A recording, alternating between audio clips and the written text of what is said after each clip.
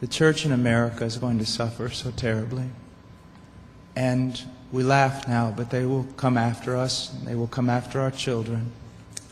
They will close the net around us while we are playing soccer mom and soccer dad, while we are arguing over so many little things and mesmerized by so many trinkets. The net even now is closing around you and your children and your grandchildren, and it does not cause you to fear. You will be isolated from society, as has already happened. Anyone who tries to run for office who actually believes the Bible will be considered a lunatic until finally we are silenced. We will be called things that we're not and persecuted not for being followers of Christ, but for being radical fundamentalists who do not know the true way of Christ, which of course is love and tolerance. You'll go down as the greatest bigots and haters of mankind in history.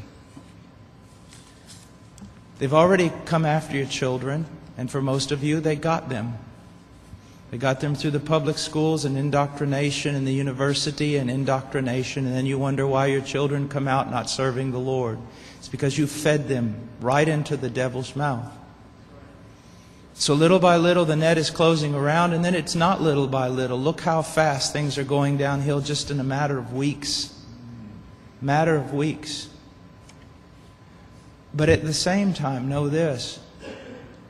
Persecution is always meant for evil, but God always means it for good. And is it not better to suffer in this life, to have an extra weight of glory in heaven? You must settle this in your mind. This is the one thing I want to say over and over.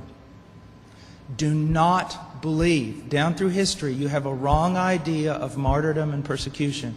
You think that these men were persecuted and martyred for their sincere faith in Jesus Christ. That was the real reason, but no one heard that publicly.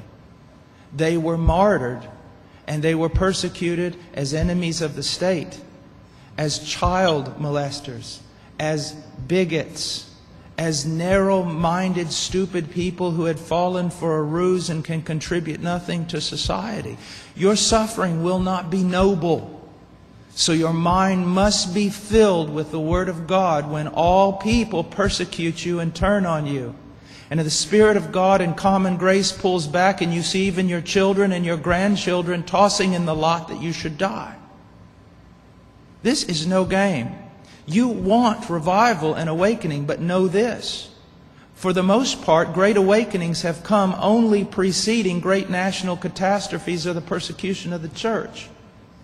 I believe God is bringing a great awakening, but I believe that He is raising up young men who are strong in trust in the providence of God to be able to wade through the hell that's going to break loose on us. And it will be on us before we even recognize it. Unless in God's providence, He is not done. He is not done. Now note, this is not silly talk. Apart from a great awakening, these things are going to come upon you. Be ready to lose your homes, your cars, and everything.